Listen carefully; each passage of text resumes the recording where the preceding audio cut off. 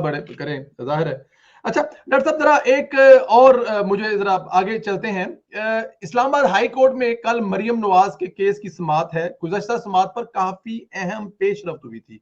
नैब से अदालत ने सबूत मांगे थे। केस का मुस्तकबिल क्या देख रहे हैं सर आप? ये इस केस पे तो मैं बड़ा काम कर रहा हूँ भाई। जी, जी, बिल्कुल और ठीक। इसलिए आपसे पॉइंट ले रहे हैं ना इस केस पे सर। केस पे मैंने काफी काम किया है और बड़ी मेहनत की है इस केस में। देखिए, और इसलिए नहीं की है कि इसमें मरियम नवाज को रिलीफ मिल रहा है या हुकूमत को नुकसान पहुंच रहा है या किसी मजलूम और जालिम। हमारा काम है कि एक्चुअल फैक्ट एंड फिगर सामने लेकर आए। देखिए, ये केस बड़ा दिलचस्प पोजीशन पे है। और आपके सुनने वालों को मैं ये बताऊं कि जब मरियम नवाज साहिबा ने जमानत के लिए अप्लाई किया था, तो दो अहम पॉइंट्स पर उनको जमानत उस इस्लामाबाद हाई कोर्ट ने दी थी, और वो जी, दो बहुत अहम पॉइंट था। एक तो ये था कि मरियम नवाज साहिबा जो है वो उन्होंने नवाज शरीफ के जो असासे हैं लंदन फ्लैट्स, उनके उसके जुर्म में मुआवनत की है। तो यहाँ पर जजेस ने बड़ा अच्छा एक सवाल पूछा। आप फैसला पढ़ेंगे तो आपको मजा आएगा कि उन्होंने ये सवाल पूछा है कि ये फ्लैट्स जिसके बारे में कहा जा रहा है कि मरियम नवाज साहिबा ने जो इलीगल तरीके से नवाज शरीफ साहब ने इसको हासिल किया, जुर्म किया, इसकी मुआवनत की है, तो पहले तो ये बताइए कि ये फ्लैट्स नवाज शरीफ साहब की मिल्कियत साबित हुए? आपके पास दस्तावेजी सबूत हैं? तो नैब ने अपने हाथ पांव छोड़ दिए। उन्होंने कहा, सर दस्तावेजी सबूत तो हमारे पास नहीं है, हम नवाज शरीफ की फ्लैट्स के साथ मिल्कियत साबित नहीं कर सके। तो फिर जाहिर है जजेस ने, हम जैसे तालिब इल्म ये सवाल उठा सकता है, तो वो तो बड़े पहुंचे हुए जज है माशाल्लाह, सुबह से शाम तक इन्हीं चीजों का काम करते हैं। उन्होंने तो फौरन कहा कि अगर आपने एक असासा जो के फ्लैट्स नवाज शरीफ की मिल्कियत साबित ही नहीं कर पा रहे हैं, तो फिर उनको मुजरिम कैसे साबित करेंगे आप, बिल्कुल मानते ठीक। हैं? और जब वो मुजरिम नहीं है, तो फिर जब कोई जुर्म नहीं हुआ है, तो जुर्म तो मरियम नवाज ने किस जुर्म की मुआवनत की है? यहां ये चीज उठी। दूसरा पॉइंट उन्होंने बड़ा कहते हैं ना कि ऐसे रास्ते बन जाते हैं, ऐसे चीजें हो जाती हैं। दूसरा पॉइंट खुद जजेस ने कहा कि भाई, आप ये कह रहे हैं कि मरियम नवाज साहिबा ने जो नॉन सोर्स से असासे बनाए उस पर आपने इनको सजा दी है। दूसरी तरफ आपने इनको नवाज शरीफ की कफालत में दिखाया है। अब नवाज शरीफ की जो कफालत है, जो नवाज शरीफ जिसकी कफालत कर रहे हो, तो वो नॉन सोर्स से कैसे बना सकता है? ये बड़ा कॉन्ट्रडिक्शन है। और फिर अभी चल के तो आगे ये आर्गुमेंट्स भी आया कि भाई वो 7 साल, वो कहती है उस वक्त 7 साल की थी, इस दफा पूछा भी था, तो 7 साल की एक बच्ची किस तरह फ्लैट्स की मालिक हो सकती है? ठीक है।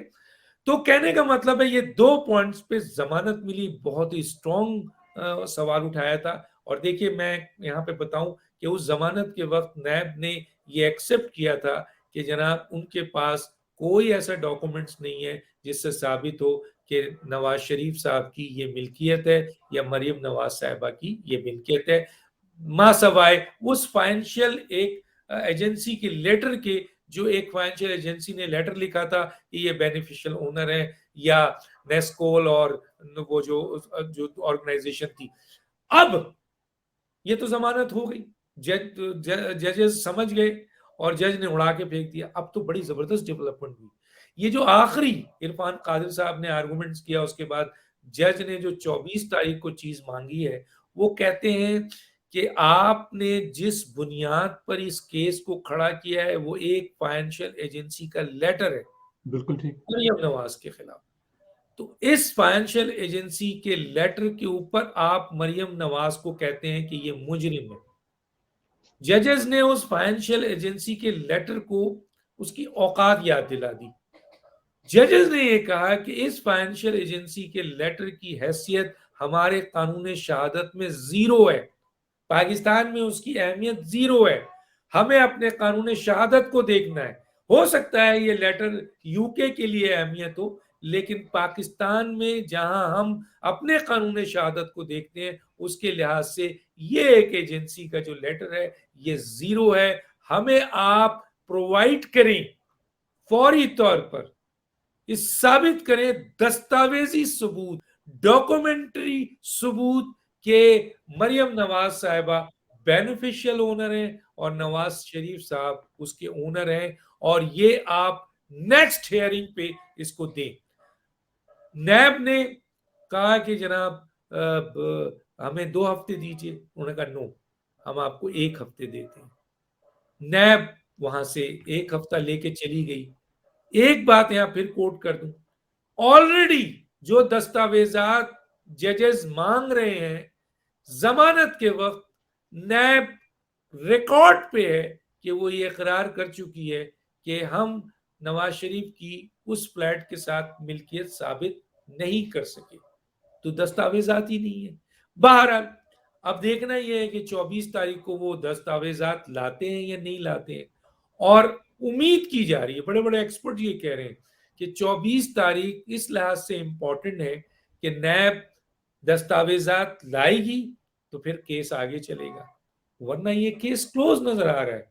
और अगर दस्तावेजात नहीं लाई तो इस फाइनेंशियल एजेंसी के लेटर को पिछली आर्गुमेंट्स में जजेस ने उठाकर डस्टबिन में फेंक दिया है, और जिसकी बुनियाद पर सजा बनती थी। तो गोया अगर दस्तावेजात बेनिफिशियल ओनर के और ओनर के नैब लाकर नहीं दे सकी कोर्ट को, तो ये भी मुमकिन है, बड़े बड़े एक्सपर्ट कहते हैं, एज ए तालिब इल्म मुझे भी एहसास हो रहा है कि 24 तारीख को फैसला सुना दे अदालत, या फैसला को आपके महफूज कर ले।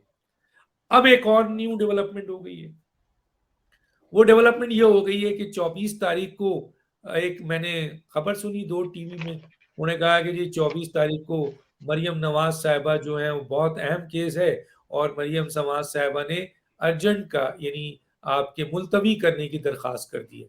किसी ने कहा कि मरियम नवाज भाग गई उस केस से, किसी ने कहा कि मरियम नवाज साहिबा को पता है कि फैसला उनके खिलाफ होना है, वो वहां ये मीडिया में बात आ रही है।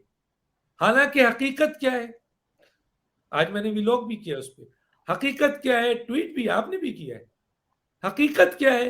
हकीकत यह है कि 24 तारीख को जो बहुत ही अहम केस है, यकीनन बहुत अहम दिन है, और असल में इम्तिहान का दिन तो वो आपके नैब का है, लेकिन यहाँ पे वो मरियम नवाज साहिबा को लोग इतना प्यार करते हैं, इतनी मोहब्बत करते हैं हुकूमती मीडिया वाले, कि उन्होंने उनको कह दिया ये फरार हो रही हैं, भाग रही हैं, दरखास्त। हालांकि मरियम नवाज साहिबा ने कोई दरखास्त नहीं दी, ये उनके वकील इरफान कादिर ने दरखास्त दी, और मैंने इसकी तस्दीक की, मैंने इरफान कादिर को फोन किया, मैंने कहा सर 24 तारीख को आपकी डेट है, तो आपने कोई दरखास्त दी है कि आप इसको बढ़ा दिया जाए, मुलतवी कर दिया जाए? उन्होंने कहा यस। कह लेंगे सुप्रीम कोर्ट में मेरे 2 केस हैं उसी दिन, और तो मैंने कहा सर ये बहुत अहम केस है, तो आप सुप्रीम कोर्ट को रिक्वेस्ट कर लें। तो उन्होंने कहा कि सुप्रीम कोर्ट पे केस जब होता है तो फिर सुप्रीम कोर्ट ये बिल्कुल इजाजत नहीं देती है कि वो लोअर कोर्ट को आप अहमियत दें और सुप्रीम कोर्ट में नहीं आए, गोया आपको सुप्रीम कोर्ट में जाना है। तो मैंने कहा आपकी गैर मौजूदगी में, कह लेंगे इतना इंपॉर्टेंट केस है कि मैं भी देखना चाहता हूं, और ये फैसले का दिन भी हो सकता है, तो मैं चाहता हूं कि इस केस में मैं मौजूद रहूं और मैं देखूं कि कौन सा डॉक्यूमेंट्स नैब जो है इतने सालों बाद लेकर आती है, जिससे ये साबित हो कि मरियम नवाज बेनिफिशियल ओनर है और वो जो है ओनर है। तो इसलिए मैंने रिक्वेस्ट की है अदालत से कि ये केस को 1 दिन, 2 दिन, 5 दिन, 10 दिन मुलतवी कर दिया जाए, ताकि मेरी मौजूदगी भी हो सके। तो ये है आपके मुलतवी होने की इरफान कादिर रिक्वेस्ट, और वो भी जेन्युइन इसलिए है कि सुप्रीम कोर्ट, और किसी को अगर एतराज है तो सुप्रीम कोर्ट कॉज लिस्ट देख ले, उसमें इरफान कादिर साहब का केस लगा हुआ है, सेम टाइम में केस लगा हुआ है, तो कोई फाका नहीं है। ये तो बेहतरीन दिन था, ये बेहतरीन टाइम है, ये बेहतरीन वक्त है, ये बेहतरीन हालात है। कुदरत ने ऐसे हालात भी पैदा कर दिए हैं, ऑडियो भी आ गई है, ये भी आ गई है, अदालतों पे एक बहुत बड़ा दबाव भी आ गया है। सुप्रीम कोर्ट के चीफ जस्टिस एक पब्लिक प्लेस पे जहां पे वुकला बैठे हुए थे, पूरी दुनिया सुन रही थी, इंटरनेशनल मुबस्सिर भी बैठे हुए थे, इकरार करके गए कि मेरिट पे केस होगा। तो ऐसे मौके पे 24 को नैब परेशान होना चाहिए थी, नैब को भागना है। तो नैब ने तो सुना होगा कि इरफान कादिर ने रिक्वेस्ट कर ली है, तो मुझे ये लगता है, जो मुझे समझ में आता है, मैं भी समझता हूँ कि क्योंकि एप्लीकेशन दे दी गई है इरफान कादिर की तरफ से, तो हो सकता है नैब 24 तारीख को ना आए, लेकिन अदालत ये भी कर सकती है कि इरफान कादिर ना आए और नैब को वो बुलाएं और नैब हाजिर हों और वो उनसे कहें कि दस्तावेजात दें। दस्तावेजात अगर नहीं देती है, क्योंकि अभी तो इनके साथ अटैच है ना, इरफान कादिर तो आर्गुमेंट कर चुके हैं, जी जी जी, आर्गुमेंट का भी वक्त है।